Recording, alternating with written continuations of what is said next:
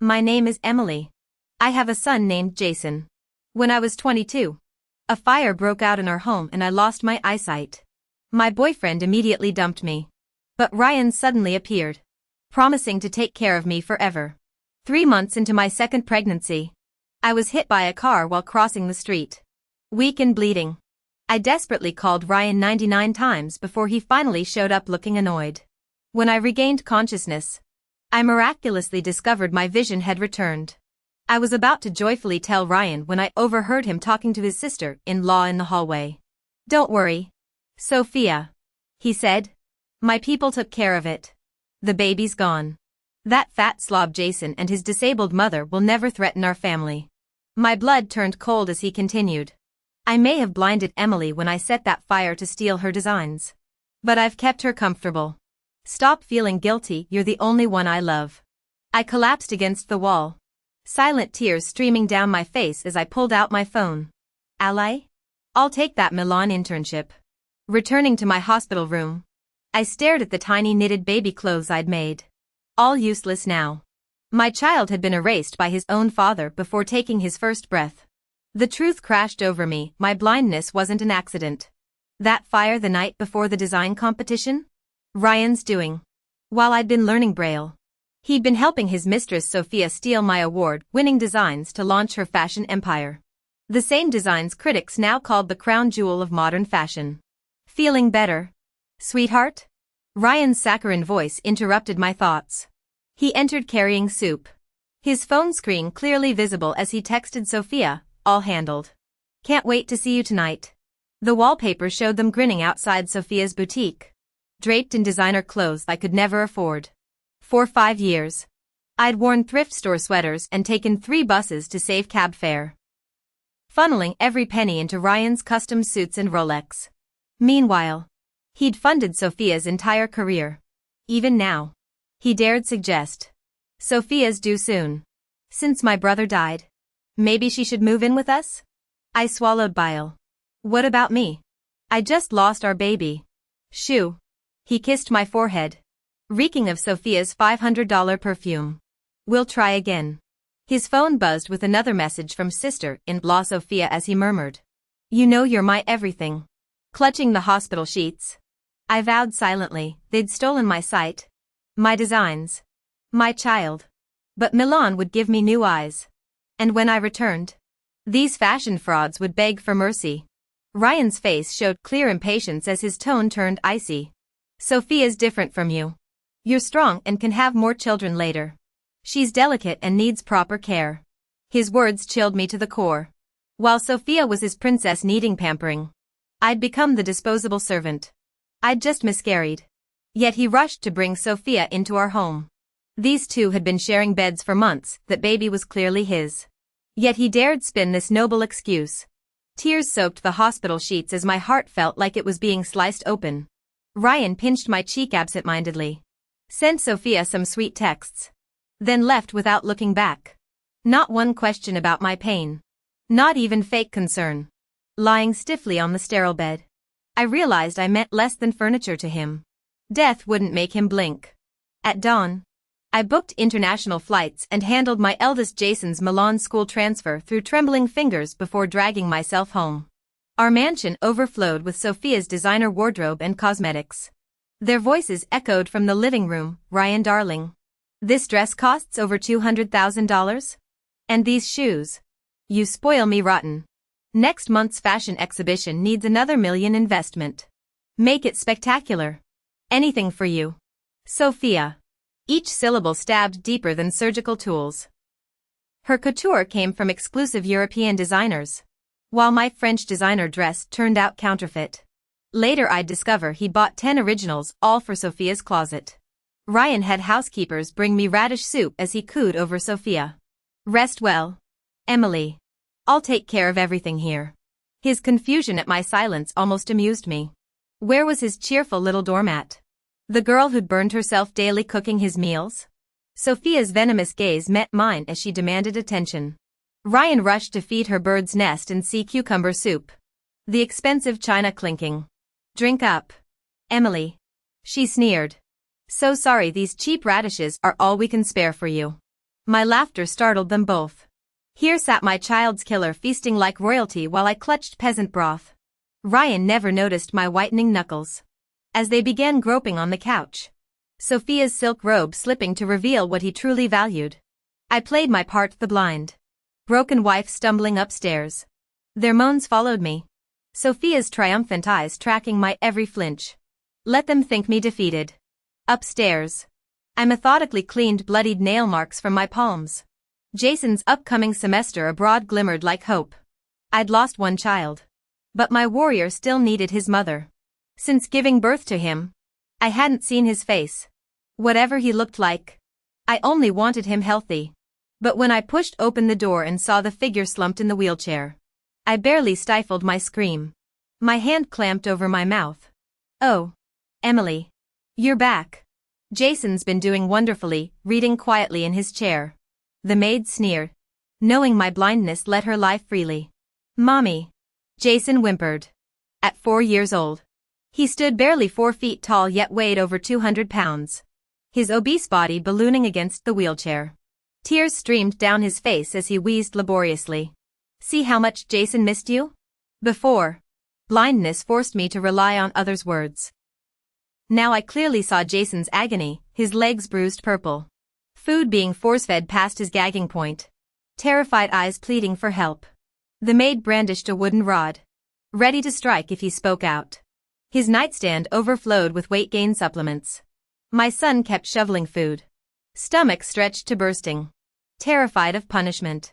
So this was the useless burden Ryan mentioned, reducing my child to this immobilized state. Jason wore ragged clothes with holes. A bedpan sat by his wheelchair. They'd turned him into a helpless invalid. Why torture my baby like this? Because he threatened Sophia and her bastard child? This was a living human being. They'd kill him through this abuse. Watching Jason drool with his distended belly, I snapped. I grabbed the rod, swinging wildly until the maid shrieked. Mrs. Brown. The blind lunatic's gone mad. Sophia's venomous laugh came from behind me. Having second sight suddenly. Emily? You look dreadful, sallow skin. Bony frame. Ryan says you're like dead fish in bed. Who'd want used goods like you? Be grateful we let you stay. Her fingers dug into my scalp as she kicked my legs. How was the miscarriage? Don't worry, this fat pig will join your dead brat soon. With his obesity and the supplements I've been feeding him, his little heart could give out any day. Imagine the stench when he rots, she fake gagged. Delight dancing in her eyes. Rage blurred my vision. They'd killed my unborn child and now targeted Jason. I lunged. But Sophia locked her arms around me and threw us both through the window. The 2-story drop shattered my body.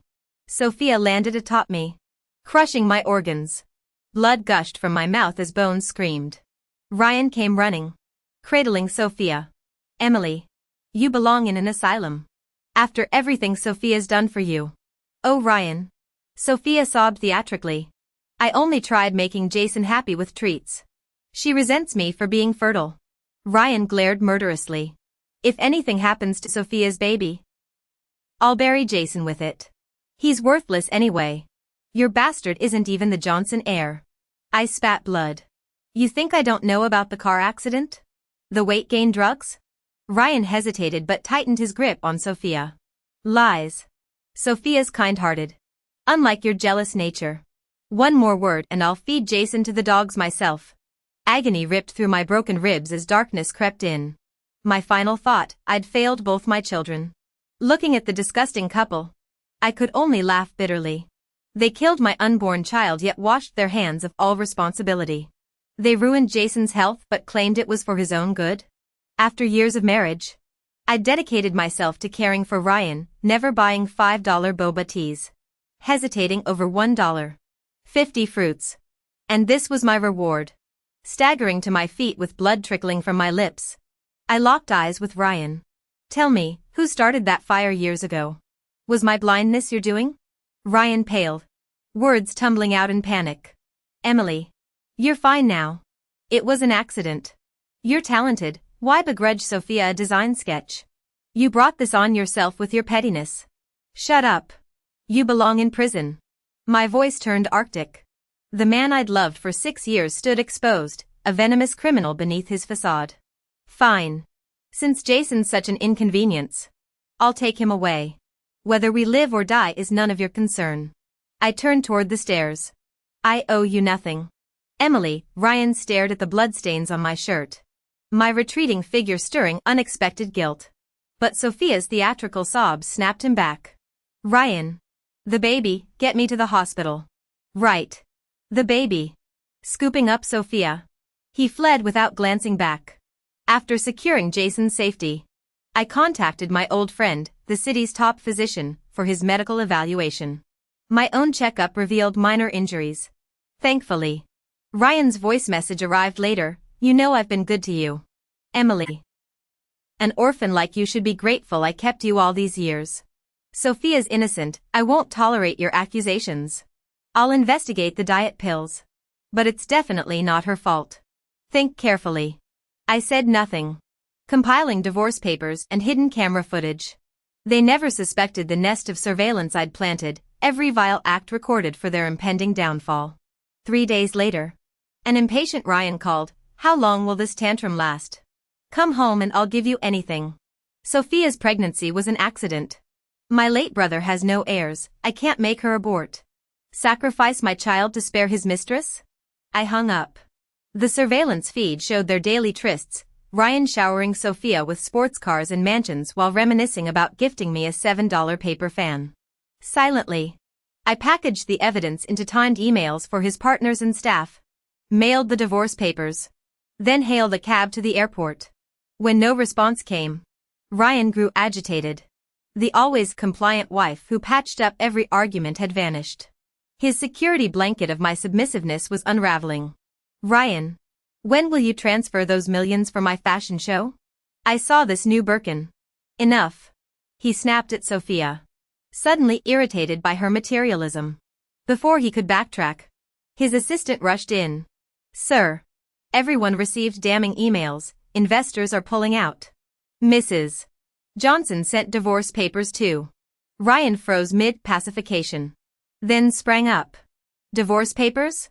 How could Emily divorce him? Their years of affection couldn't have been fake. Didn't Emily promise to stay with him forever and grow old together? Didn't she swear she'd never leave him no matter what? Sophia overheard the divorce papers nearby. Her smile widening. Ryan. This is perfect. Now you can finally belong to me alone. That vicious woman is gone. Get out. Ryan shoved Sophia furiously, ignoring her pained cry. How could you treat me like this? I'm carrying your child. Ryan couldn't bear Sophia's words.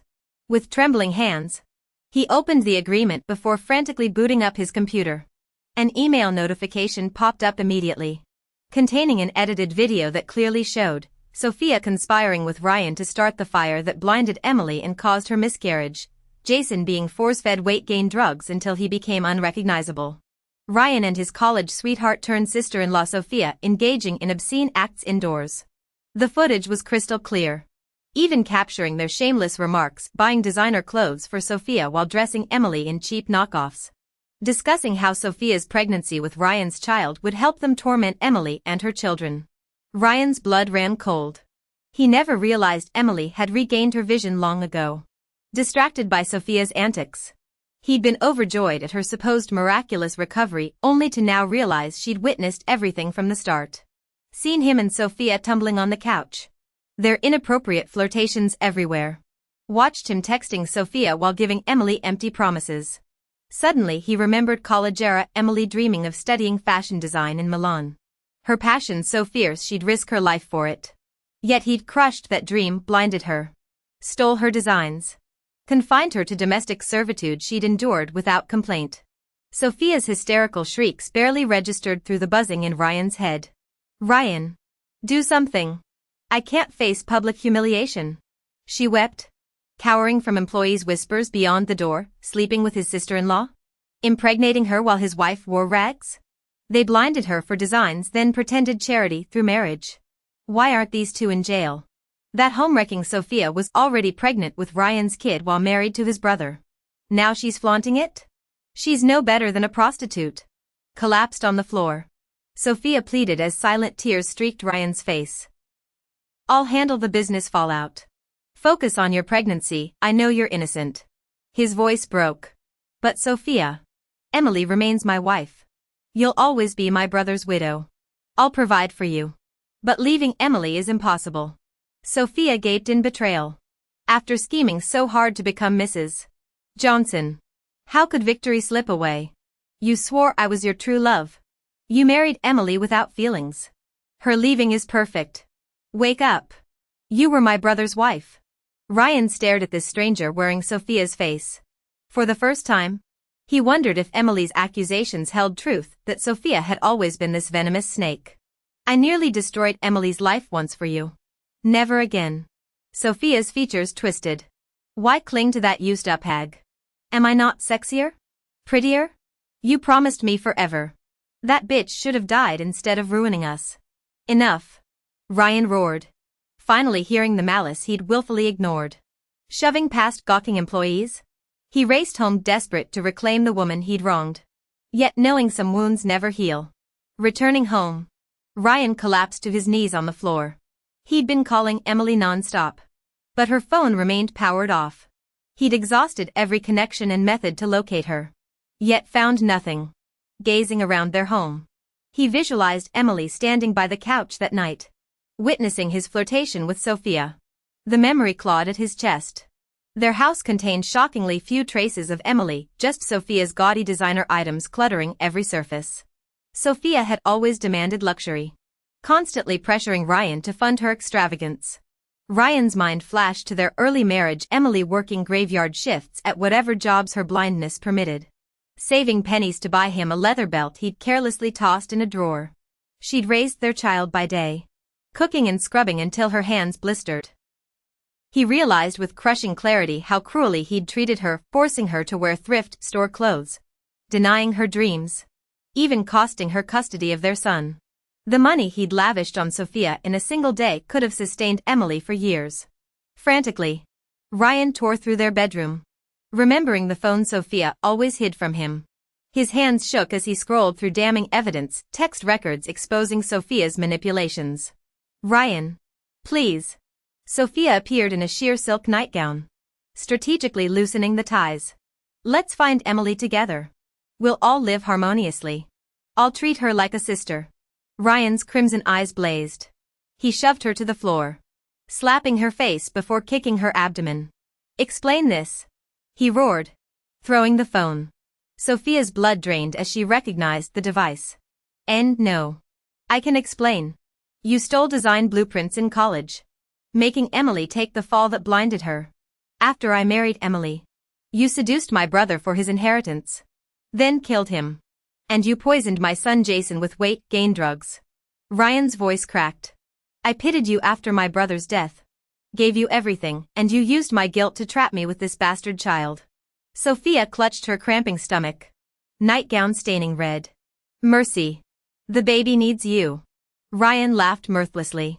You'll kneel in this house Emily and I built, repenting as you bleed out. He summoned guards carrying surgical tools. Remove that tumor from her womb. Gouge her eyes out. Sever her tendons. Let the viper die slowly here. As Sophia's screams echoed, Ryan stared at Emily's favorite armchair. The leather belt she'd sacrificed everything to gift him still lay discarded in the drawer beneath. No. Ryan. You can't do this to me. But then several men covered her head, leaving only her nose to breathe, before brutally beating her abdomen with iron rods. She screamed in agony and thrashed violently. But Ryan showed no mercy, calmly walking away from the scene. Days later, Sophia died from the torture. After handling the funeral arrangements, Ryan wrote a suicide note, leaving 2/3 of his assets to Jason and me, with the remaining third going to his parents. It took him years to track down my location. Yet he never dared approach me. He knew his sins were unforgivable, unworthy of continuing to live. Abandoned by everyone, perhaps this was the karmic justice he deserved. But before dying, he still wanted to see me, his only son. Meanwhile in Milan, oblivious to all this, I was consumed by building my career. While raising my son, I studied fashion design. After regaining my sight and enduring so much trauma, my creativity exploded. My sketches received widespread acclaim in the industry, and I was preparing for my debut solo exhibition. Many mentors saw great promise in me, urging me to join major design houses and make my mark. My dreams were finally within reach. When Ryan requested a final meeting, I felt nothing, no anger, no sadness. I agreed. He'd aged decades. His face etched with hardship, hair streaked white, posture hunched like an old man. Emily, I'm so sorry, he rasped. I made terrible mistakes. Every second since you left, I've drowned in regret. Sophia's dead. Her child's gone too. Can you forgive me now? I stared coldly. Do you think that erases what you did? You blinded me, shattered my dreams, caused my miscarriage, endangered my son. Did it ever occur to you that I could feel pain? My words visibly shattered him. I know I failed you. I deserve whatever punishment comes. When I think of how you once loved me, I wish I could undo everything. You've built this amazing career, your own fashion show. I don't expect forgiveness. Just seeing you thrive, that's enough. Tears streamed down Ryan's face as he reached toward Jason, who stood protectively behind me. After intensive therapy in Milan, Jason had regained the appearance of a healthy child. He recoiled from his father's touch, eyes blazing with hatred. Ryan's hand fell limply. Even his own son couldn't bear to look at him. With finality, Ryan smiled weakly. Emily, I hope you find happiness, a man who truly loves you. Goodbye forever. I gave a dismissive hum, quickly leading Jason away. That waste of oxygen didn't deserve another moment of my time. Weeks later, when friends notified me of Ryan's suicide in some derelict apartment, poisoned, clutching the tie I'd gifted him long ago, confession letter detailing his crimes beside Sophia's autopsy reports, I felt nothing. The will left vast fortunes. But to me, he remained what he always was, a murderer finding his coward's escape. My new life held meaning, a child who adored me. A career burning bright with purpose. The past could rot where it belonged. I only looked forward now.